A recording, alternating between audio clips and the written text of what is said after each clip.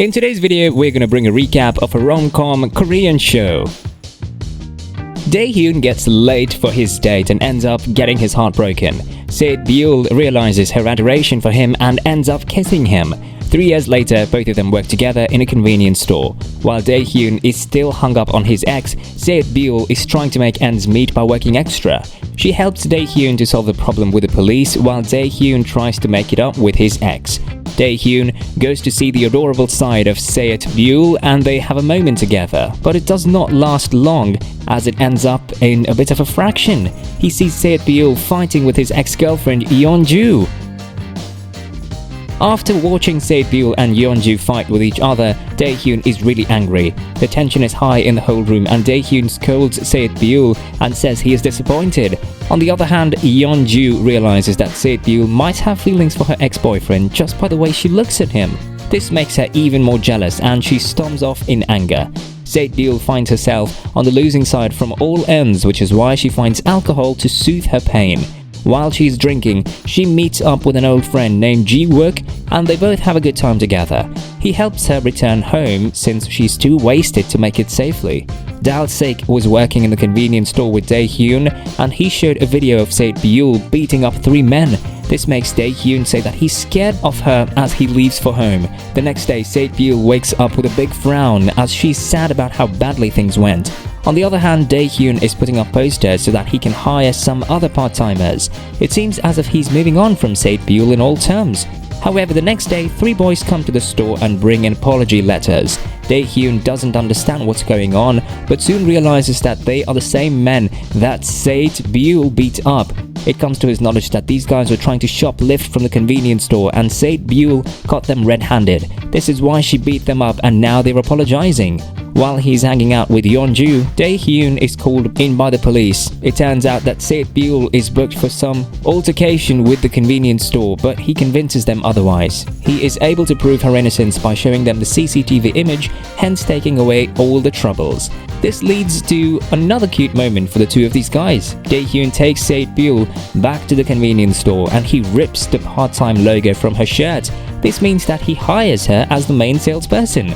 This throws a happy shade on everyone and they all start to celebrate. During that, Dae-hyun gives her a piggyback ride and they have a good time until Yeonju walks into the store. Dae-hyun tries to explain what's going on as Yeonju remains collected. This leads her to invite Se-byul to a dinner date with both of them, which leads to awkwardness. Dal-sik takes care of the store in their absence. The two girls have differences and they clearly don't enjoy each other's company. This does not last long, however, since Dae-hyun gets a call about some issues at the store and Se-byul has to leave with him. The date ends right there. At the store, Dae-hyun leaves Se-byul in charge of the store and leaves to take care of errands. Dae-hyun is kind of bummed about the date though. Yeonju is clearly pissed off and she doesn't reply to his texts. However, he takes matters into his hands and goes off to her place to cheer Yeonju up. He goes to her place and drives her to the office. This is when he manages to get a smile out of her and it is enough to make his whole day. Se-byul, on the other hand, is preparing for her big interview. As she tries to find her dress, it turns out her sister took it already. Now Se-byul had to buy a new one just for the interview. Dae-hyun and his whole family are present to interview her and it is kind of an intense atmosphere back at the store. The whole scene is hilarious though, as Dae-hyun literally feeds the answers to Se-byul and is later forced to piggyback her again. Later that day, an editor finds the image of the piggyback and says he wants to publish it no matter what. It seems kind of weird because, of course, Dae-hyun has feelings for Yeonju and he doesn't feel comfortable about it. After having a good time with the gang, Dae-hyun tries to secretly check in on Yeonju and he finds out Seung-woon is giving her a piggyback at her place. This makes him feel awful and he realizes how would she feel about Se-byul. This makes him lose his happiness instantaneously. The next day is kind of a hard one for everyone. Se-byul is not having a good time and it turns out she has terrible pain in her stomach. She's rushed to the hospital where it's announced that she needs appendicitis surgery. Simultaneously, Dae-hyun works with the police to show that there were some masked people outside the store last night. Dae-hyun wants to update Yeonju about the whole situation, but she does not heed. She has been reading those messages but does not even reply. He even went to meet her in the office, but Yeonju acts cold and leaves without giving heed. He realizes that Yeonju has seen the piggyback image and that is why she's upset. Dae-hyun starts to think that maybe he should not work with Se-byul anymore. At the hospital, Se-byul tears up with Dae-hyun's mom's hospitality. She washes her hair, and we know, due to the kind of background Se-byul comes from, that she has never had anyone treat her so nicely. They talk about their lives, and Dae-hyun's mom tells about her best friend who disappeared. On another end, Yeonju's mom orders a ton of wine from Dae-hyun. As he delivers the wine, he exchanges glances with Yeonju. Her mother asks her maid to get rid of the wine, which explains that it was just a ploy by her mother. Yeonju goes to the hospital and has a serious conversation with Se-byul. She asks Se-byul to stop working at the convenience store as it's creating a ton of problems for Yeonju and Dae-hyun. She says that Se-byul should stop working at the convenience store with Dae-hyun. Se-byul pushes Dae-hyun out of the room, saying she is quitting her job at the convenience store after a difficult conversation. As Dae-hyun leaves, Eun-byul, Se-byul's sister, walks in and tells her that they have been scammed and that they will be homeless really soon.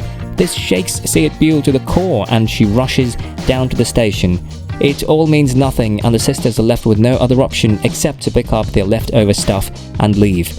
Unaware of the housing situation, Dae-hyun sends her the money he owes and thanks her for everything she's done. The next day, Se-byul has to find a new house and realizes that she left her notebook at the store. She does not want to meet Dae-hyun, so sneaks inside, which scares Dae-hyun, who is convinced that it's a ghost. On the other side, Yeon-byul's friends allow the sisters to stay at their place as long as they don't find a new place to stay at. The next day, Se-byul and Dae-hyun meet and she explains that she needed more money and this is the reason why she quit the job at the store. She did not want Yeonju to come out as a bad person here. Yeonju's parents do not approve of Dae-hyun either. They introduce her to another CEO and her mother is angry as she never knew about her love life. On the other hand, the place where Se-byul and her sister are staying seems to be backfiring as well. The parents say that the girls are a bad influence on their daughter, a conversation that Se-byul overheard. The girls leave the home the next morning, saying they found a new place and saying thank you to the friend and her parents. Times are difficult and Se-byul crashes while doing a delivery and the owner deducts the money from her salary. To make things even worse, Yeon-byul also leaves her and all of the money is missing too. Nothing seems to make sense to her now and she's crying near the lockers. Dae-hyun, on the other hand, had wanted to celebrate his 1000th day with Yeonju in an opera, but as it turns out, she could not make it. Instead, she was watching the same opera show with Seongju. What will happen next? Will Yeonju break up with Dae-hyun? Will Se-byul go down the path of violence again? Make sure to watch the next part to stay updated.